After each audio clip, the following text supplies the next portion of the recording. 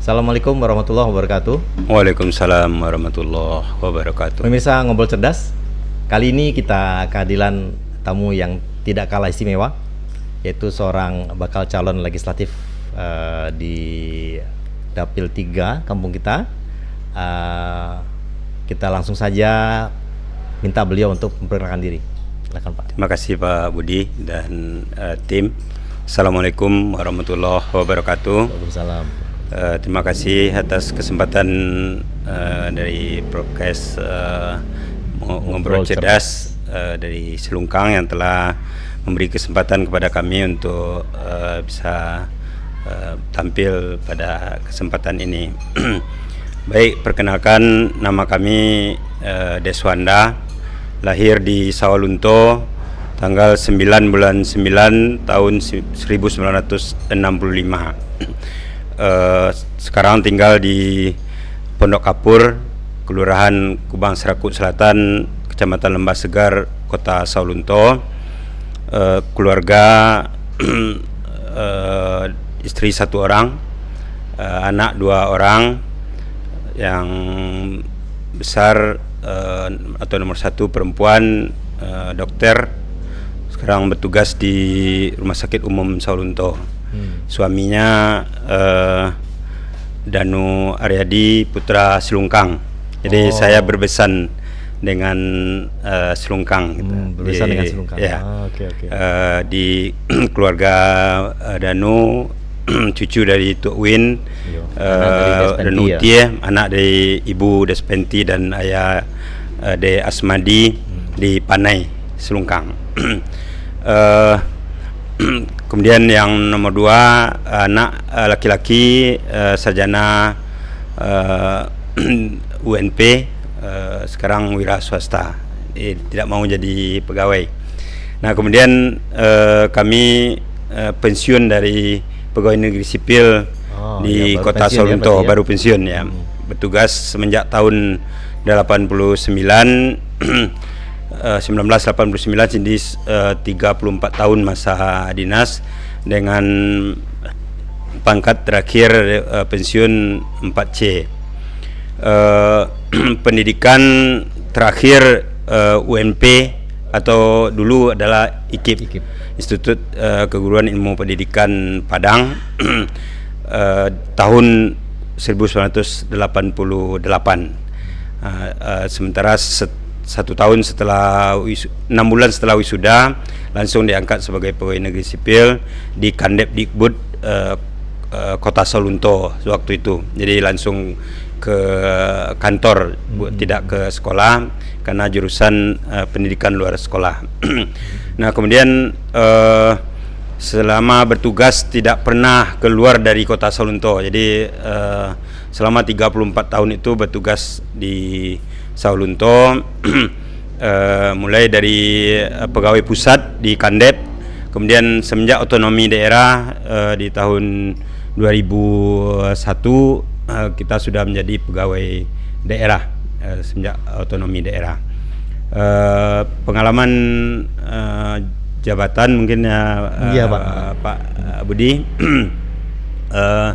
Terakhir kami Kepala Dinas Pendidikan Kota Sawalunto. Dinas ya. Ya, dan sebelumnya Kepala Dinas Koperinda, kemudian pernah juga Kepala Badan Kesbang, dan yang di teritorial pernah menjadi camat di Talawi, Kota Sawalunto.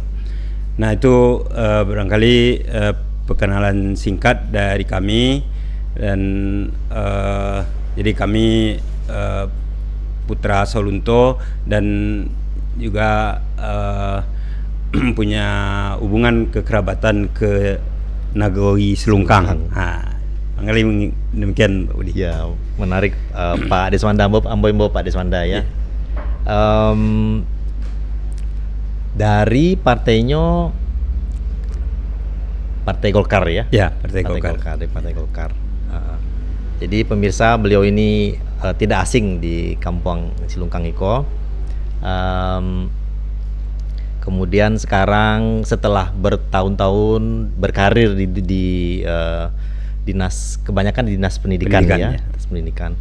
kemudian sekarang mencalonkan diri untuk Pileg 2024 untuk Saulunto dari Dapil 3 ya Pak ya? Dapil 3. Mungkin boleh diceritakan Pak latar belakang mencaleg nih di sini. Terima kasih Pak Budi. Jadi sebagaimana yang kami sampaikan tadi bahwa selama berkarir di pemerintah Kota Saulunto itu karir tertinggi adalah sebagai kepala dinas. Nah, namun pada tahun 2019 kami tidak lagi kepala dinas sehingga menjadi pegawai biasa di BKP SDM namanya sekarang, dulu BKD. Nah, sehingga pensiun di usia 58. Nah, di usia 58 maka kita berpikir rasanya kita masih ingin berbuat untuk masyarakat, ingin mengabdi kepada masyarakat. Beda kalau mungkin pensiun di usia 60 kalau masih tetap kepala dinas. Nah, dengan usia 58 ini rasanya kita masih bisa berkiprah di tengah-tengah masyarakat. Nah, sehingga memang kita melaksanakan sebenarnya apa yang diperintah oleh agama, apa yang dikehendaki, yang disenangi oleh Allah, bahwa sebaik-baik manusia adalah yang bermanfaat bagi manusia lain. Khairun nas anfa'ul linnas. Nah, jadi dengan potensi yang kita miliki, kita ingin berbuat lebih banyak lagi di tengah-tengah masyarakat. Sehingga memang itu yang melatar belakangi kami untuk mencoba maju sebagai anggota legislatif ini. Nah, sehingga kita punya peluang untuk membantu kegiatan-kegiatan di masyarakat, bagaimana supaya masyarakat kita lebih maju lagi, lebih sejahtera lagi. Nah, sehingga tentu dengan pemikiran-pemikiran yang kita berikan nanti, yang kita sumbangkan di lembaga legislatif sebagai budgeter, penyusun anggaran, sebagai untuk kontrol pengawasan dari pembangunan. Nah, tentu akan lebih mudah kita, karena kita sudah mengetahui bagaimana pola pelaksanaan pembangunan yang selama ini kita laksanakan selama menjadi eksekutif di pemerintah Kota Saulunto. Dan juga nanti legislasinya juga nanti. Ya, terhadap aturan-aturan yang dibutuhkan di tengah-tengah masyarakat bisa kita coba bahas secara bersama-sama dengan eksekutif, sehingga memang betul-betul keberadaan kita hendaknya betul-betul dirasakan oleh masyarakat, bermanfaat tadi ya? Bermanfaat bagi masyarakat. Karena kalau selama ini kita lihat ini di lapangan, mungkin kita bangga dengan bahwa Kota Saulunto angka kemiskinannya terkecil di Indonesia dan mungkin juga di dunia. Kira-kira seperti itu. Tapi kalau kita lihat di tengah-tengah masyarakat, di sekitar rumah saya di Pondok Kapur itu di bawah garis kemiskinan pada umumnya. Nah, kemudian juga saya kira Pak Budi juga melihat kondisi-kondisi di masyarakat kita. Ya? Nah, jadi sangat banyak masyarakat kita yang butuh sentuhan-sentuhan program-program pembangunan, terutama ekonomi, untuk penghasilan mereka, untuk kelangsungan hidup mereka. Kalau mungkin oke lah data dari statistik itu silakan seperti itu, tapi kondisi di tengah masyarakat kita lihat seperti itu. Jadi butuh sentuhan-sentuhan dari kita yang mengerti kondisi mereka, nah, sehingga mereka mudah-mudahan keluar dari garis kemiskinan nantinya.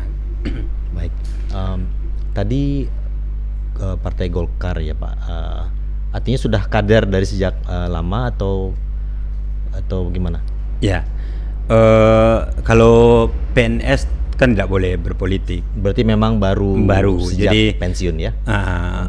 Hampir pensiun diundang oleh Partai Golkar untuk kalau seandainya pensiun nanti Bapak mau bergabung dengan Karena itu bergabung dengan Golkar ya saya sanggupi seperti itu, karena memang kita bercita-cita untuk ingin membantu masyarakat seperti itu. Oke, tentunya setelah memutuskan untuk mencaleg sudah mulai mengumpulkan apa saja aspirasi ya dari masyarakat untuk nantinya dijadikan semacam program atau apa saja yang ingin dilakukan pada saat nanti menjadi legislatif. Boleh diceritakan Pak apa saja? Jadi terima kasih Pak Budi. Tadi dari kita lihat kondisi real di tengah masyarakat yang disampaikan secara ringkas tadi, bahwa masih banyak masyarakat kita yang hidup di bawah garis kemiskinan. Kemudian juga kualitas kesehatan barangkali terutama misalnya untuk bisa hidup sehat kan di lingkungan tempat tinggal kita atau di rumah masing-masing itu harus punya jamban. Nah kalau kita lihat di Saulunto masih banyak rumah-rumah masyarakat yang tidak punya jamban. Saya melihat sendiri dengan mata kepala sendiri di tengah kota Saulunto tidak punya septic tank. Boleh saya tunjukkan kalau memang ada yang ingin sesudah wawancara ini, coba tunjukkan Pak, saya tunjukkan nanti. Seperti itu. Jadi ini butuh sentuhan program-program yang perlu dukungan dari Dewan. Kalau hanya eksekutif tidak didukung oleh Dewan, tidak akan bisa terwujud program-program yang menyentuh kehidupan masyarakat tadi. Nah maka saya coba dibikin leaflet visi saya, artinya CV saya, kurikulum vitae saya, di samping biodata, pengalaman pekerjaan dan prestasi-prestasi yang pernah diperoleh. Kemudian juga saya cantumkan di sana apa yang menjadi keinginan ataupun visi kita kalau seandainya duduk sebagai anggota dewan nanti. Sehingga di tagline APK saya, alat peraga kampanye saya, baik baliho maupun leaflet ini saya bikin dengan izin Allah. Mari bangkit sama-sama. Bangkit bersama, bangkit sama-sama. Jadi bangkit itu bangun kota kita. Oke. Saulunto makmur, sejahtera dan madani. Oh, ada singkatannya. Jadi bangkit sama-sama itu dengan kebersamaan kita bisa berbuat. Maka apa yang ini tuju dari kalau kita sudah bersama-sama itu ya bangun kota kita ini. Mari kita bersama-sama membangun kota kita agar masyarakat lebih makmur, lebih sejahtera, lebih mendekatkan diri kepada ajaran agama kita. Nah, sehingga bicara mengenai makmur tentu terhadap ekonomi keluarga itu sendiri, ketahanan ekonomi keluarga itu sendiri, penghasilan mereka harus jelas. Pekerjaan mereka harus jelas, sumber mata pencarian mereka harus jelas. Nah sehingga cukup banyak sebenarnya saya pengalaman sebagai kepala dinas Koperinda bahwa kegiatan usaha kecil dan menengah ini harus menjadi perhatian bagi kita. Nah seperti di Selungkang, ini songket Selungkang, songket Selungkang nih, bahwa itu sudah usaha yang turun menurun di masyarakat kita. Nah tapi kalau tidak mendapat sentuhan dari kita, dari pemerintah, dari legislatif, maka masyarakat tidak bisa berbuat banyak. Nah haruslah kita bina supaya kualitas mereka lebih baik. Kemudian harus kita bantu gimana pemasarannya. meningkat pemasaran. Nah, saya tahun 2015 sebagai ketua pelaksana Siska. Saulunto International Songket. Berarti pertama itu ya? Pertama. Siska pertama. Saya ketua pelaksananya, dan yang membuka waktu itu adalah Menteri Koperasi, Pak Prayoga. Kemudian beliau bawa keluarga, bawa staf, sehingga mereka membeli songket besar-besaran, luar biasa. Sehingga memang tamu-tamu dari pusat, dari luar daerah harus kita bawa ke sini. Ini yang harus dilakukan oleh pemerintah daerah, didukung oleh legislatif, oleh anggota dewan. Nah, banyak lagi usaha-usaha ekonomi masyarakat seperti di Selungkang juga usaha kerupuk di Talang Tului itu cukup pesat perkembangannya. Ini perlu kita dorong, perlu kita peningkatan, bina. Nah, sehingga memang tidak ada hendaknya keluarga yang tidak mempunyai penghasilan. Nah, satu kalau tidak akan one village one product, tapi yang jelas usaha-usaha di tengah masyarakat itu harus kita dorong. Dan setiap keluarga harus punya penghasilan dari keluarga, sehingga ada penghasilan mereka. Seperti anak-anak muda harus didorong. Saya anak yang nomor 2 tidak mau jadi pegawai. Terus apa? Sekarang membuat kolam biovlog dengan teknologi pakai terpal. Nah, kemudian pakai aerator dengan dialiri listrik, sehingga ada gelembung-gelembung udara, gelembung air mengandung udara, sehingga itu oksigen bagi ikan. Sudah 5 kolam sekarang. Jadi hal-hal seperti itu bisa ditularkan nanti ke sini gitu, oleh lingkungan anak-anak. Itu luar biasa. Itu solusi bagi daerah yang kurang air. Ya, kalau yang banyak air lebih bagus air deras, tapi di Saulunto kan tidak ada yang seperti itu, tidak ada irigasi kok. Sehingga pemeliharaan ikan melalui biovlog ini sangat-sangat baik. Cukup banyak kegiatan-kegiatan usaha ekonomi produktif yang bisa kita kembangkan, kita dorong masyarakat kita dorong generasi muda kita, sehingga angka pengangguran bisa kita tekan. Nah, kalau itu bisa terwujud, maka yang pertama tadi bisa kita wujudkan, Sawalunto makmur. Nah, terus bagaimana Sawalunto sejahtera? Sawalunto sejahtera ya dari segi kesehatan tadi.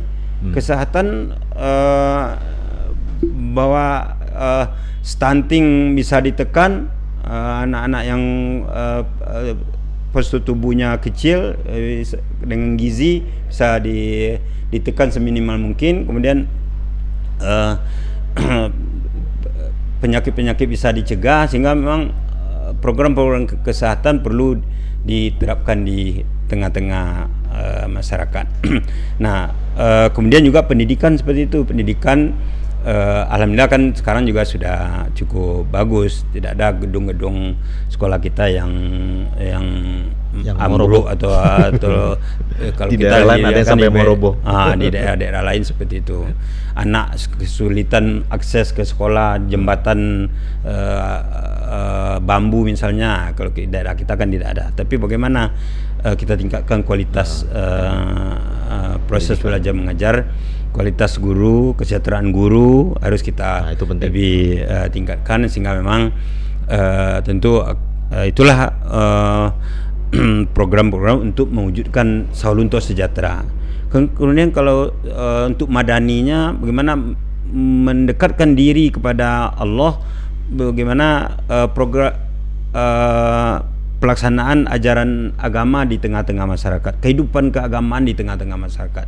Ya, saya kira program seperti subuh berjamaah itu perlu kita boomingkan di Saulunto. Perlu kita dorong bersama-sama. Kita ajak anak-anak kita ke masjid, musola di subuh itu. Apabila sholat subuh berjamaah,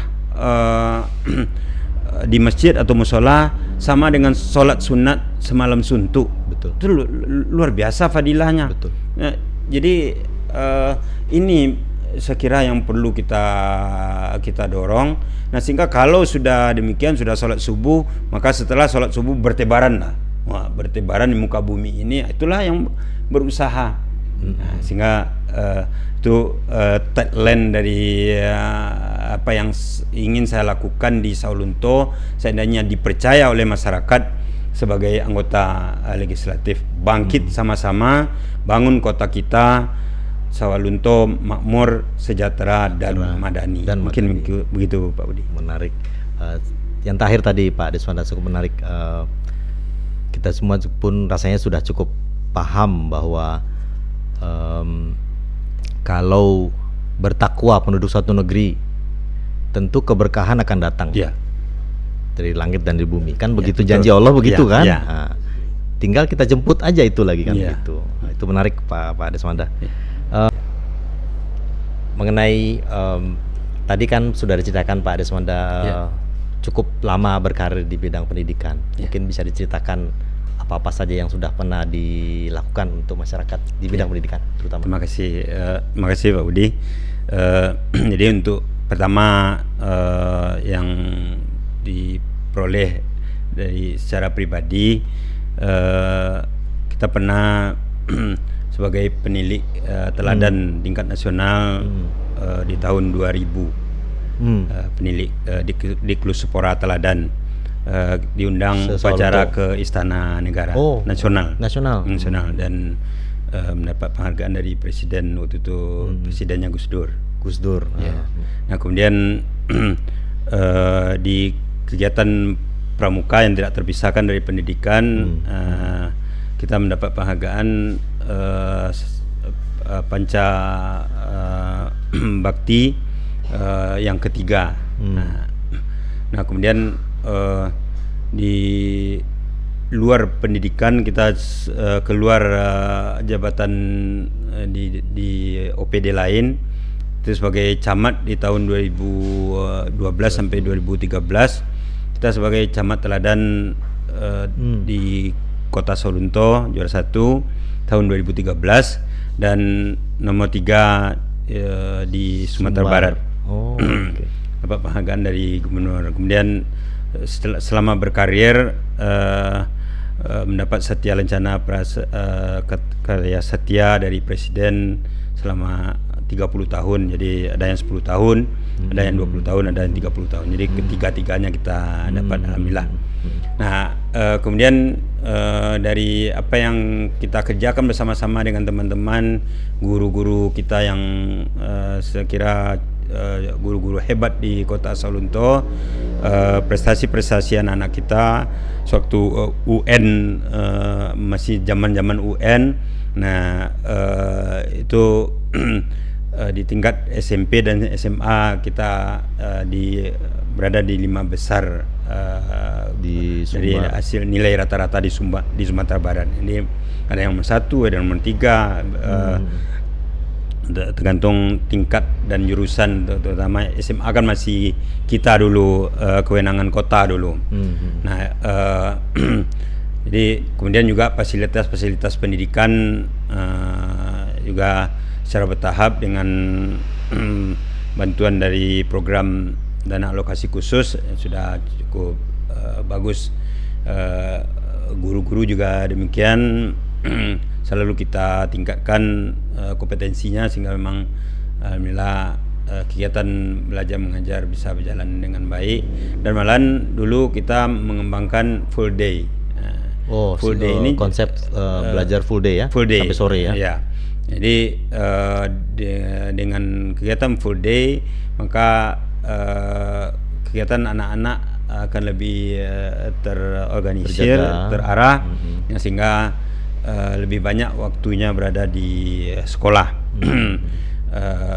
Sehingga waktu itu kalau sudah full day tidak ada bikin bawa PR pulang, karena sudah ada pembahasan di sekolah. Kemudian juga di tahun 2016 sampai sekarang kita sudah melaksanakan boarding school di salah satu SMP di Kota Saulunto. Hasilnya juga SMP di mana tuh? SMP 2 Saulunto. SMP di 2. Sapan. Oh, udah ada yang boardingnya? Boarding school. Sampai sekarang juga sudah terlaksana. Jadi itu kegiatan-kegiatan program-program pembangunan yang kita lakukan bersama-sama dengan teman-teman di masing-masing OPD yang saya jalani. Nah, sehingga secara dengan kebersamaan kegiatan-kegiatan tersebut bisa tercapai. Sehingga untuk maju sekarang pun kita harus bersama-sama. Betul. Kali demikian. Mudah-mudahan itu nanti bisa diteruskan dan ditingkat lagi Pak Desmanda. Dan mungkin ada lagi yang sudah menjadi ancang-ancang. Kalau nanti menjadi dewan, ada sesuatu yang menjadi andalan program atau semacam yang ingin dilakukan. Ya, kita harus program konkret. Tapi tentu dengan izin Allah, bukan janji-janji gitu. Mungkin saya di tengah-tengah masyarakat sekarang ketua kongsi kematian. Itu sangat terasa di masyarakat ya, kalau membawa jenazah kesulitan minjam ambulan seperti itu. Nah, sehingga bagi saya untuk dapil ini harus ada ambulan. Nah, itu termasuk dengan saya bicara dengan orang Taratak Wanca, itu sangat perlu Pak. Kalau sakit kami dibawa jauh, anunya sulit mobil. Kalau ada yang ambulan yang gratis ini kan menarik di telepon. Itu saya kira konkret dan itu sangat-sangat dirasakan oleh masyarakat. Nah, kalau program lain yang legislasi tadi, budget tadi, kontrol tadi itu standar, tapi butuh juga kemampuan untuk bersinergi, bersanding dengan eksekutif. Kalau tidak ada yang bisa kita telurkan, kita sampaikan ke eksekutif, gimana memperjuangkan masyarakat. Nah, ini yang barangkali saya melihat sewaktu saya sebagai kepala OPD, ada beberapa teman-teman di legislatif itu yang keluar. Ini mau bicara keluar karena tidak ada yang akan disampaikannya. Ini saya kira bukan kita tidak menyebut orangnya, tapi ada yang seperti itu yang kita rasakan, kita lihat. Sewaktu dengar pendapat itu kan butuh pemikiran. Betul. Adalah yang keluar dari isi kemampuan kita. Nah, kalau tidak ada ya minggir saja. Bagaimana memperjuangkan kepentingan masyarakat? Lagi pula selama 5 tahun itu memang selalu akan ada saja lagi aspirasi banyak, lagi dari masyarakat. Nah, itu yang harus terus-menerus dibawa ke eksekutif. Jadi sebagai anggota dewan ini harus banyak ke tengah-tengah masyarakat. Misalnya pergi melayat, saya semenjak tidak saja mencaleg ini dan tidak saja sewaktu kepala dinas, tapi dari pegawai dulu, di mana saja orang meninggal kita udah sampai di sana, melayat ke sana. Kemudian di mana aja undangan kenduri kita pergi ke sana. Jadi itu kesempatan yang luar biasa untuk menampung bicara secara langsung tanpa formalitas. Sehingga masyarakat menyampaikan secara plong, tidak ada sekat-sekat yang merasa salah atau apa gitu kalau dalam pertemuan resmi. Nah, ini saya kira yang harus dilakukan oleh anggota dewan. Dan itu sudah saya lakukan menarik. Semenjak dari eksekutif. Saya ingin lanjutkan di dewan ini. Kali demikian. Menarik Pak Desmanda. Baik Pak Desmanda, sebelum kita tutup Mungkin ada yang ingin disampaikan sekaligus untuk penutup. Makasih Pak Budi. Jadi kita ketahui bahwasanya pemilihan umum atau pileg sejalan dengan Pilpres akan dilaksanakan pada tanggal 14 Februari tahun 2024. Pertama, tentu kita menghimbau masyarakat yang sudah terdaftar sebagai daftar pemilih tetap, hendaknya mari kita bersama-sama menuju TPS di mana nama kita tercantum. Satu, ini mungkin kita perlu ingatkan juga pemilih kita.